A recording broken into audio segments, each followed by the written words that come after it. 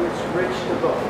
The title of this speech is Two Guardian Angels of Naples, Florida. Two Guardian Angels of Naples, Florida, rich to both. Thank you, Mr. Contest Master, fellow audience members, and especially our veterans. Tonight I'm going to tell you about two entrepreneurs. And these entrepreneurs not only took initiative, entrepreneur is not really the best name, well past their career, through helping with the effort in World War II, and then on to the foundation of Naples, Florida, closer to their retirement age. So the first man is Lester Norris. And many of you recognize his name. He started out his career as a political cartoonist for the Chicago Tribune. He met a wealthy heiress for Texaco, the heiress to the Texaco fortune, and he established some connections, but he was also very talented. So he actually, believe it or not, became the head of the National Victory Garden Institute, which is a private institute which helped out with this war effort where, of course, America was worried about their food at home, and they also wanted to make sure that we maintained some social cohesion. So they say that Lester Norris re-energized this Victory Garden campaign. And I kind of asked what that means. And I think that it means that he showed a lot of enthusiasm and dedication to the cause, and that kind of filtered out to the people around him, then eventually down to the people, the more than 2 million Victory Gardens around the United States in this, very grand and very meaningful effort. But Lester Norris also made some very powerful alliances with people that added some excitement to the campaign as well. And the first one was a man that he actually did business in his days at the Chicago Tribune, and that was Walt Disney. Walt Disney, if he could write he could pen the figure for the National Victory Garden campaign. Of course, Mickey Mouse had the thumb pointed up with the green on his thumb, meaning victory not only for America during World War II, but of course Victory Gardens as well. And then he also called General Douglas MacArthur, and he made General Douglas MacArthur the signatory for the medal that was given out to the Victory Garden top performers for the year or the month.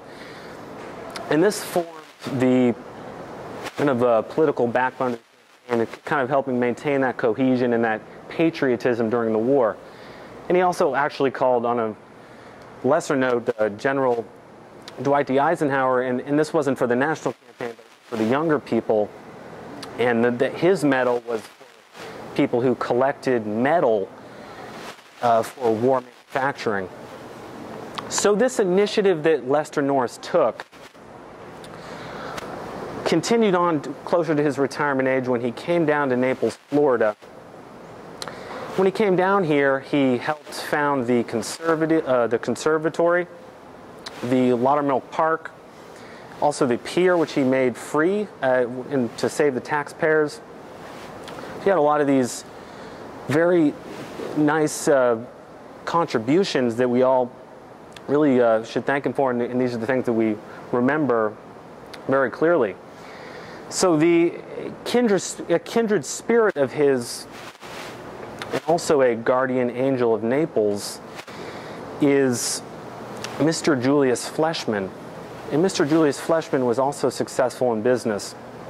And he came to America with a recipe for yeast from Austria shortly after World War I. And this became known as Fleshman yeast, which many of you probably know,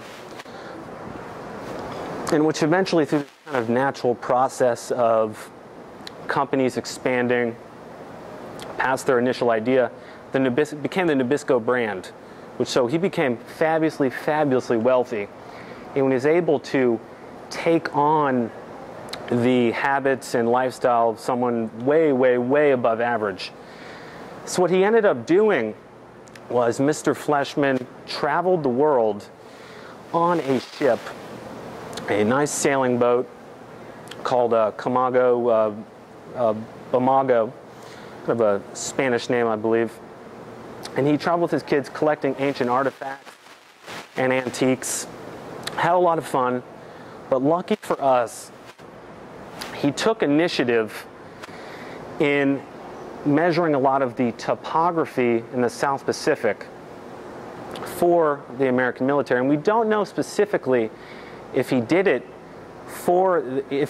at the time for the American military, but nonetheless, it was a very important contribution. It saved them a lot of time and energy.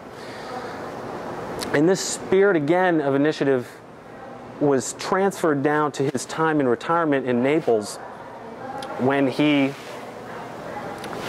combined with Lester Norris on the conservatory campaign, and also he had the Fleischmann Park named after him, and then also Fleischmann Boulevard as well.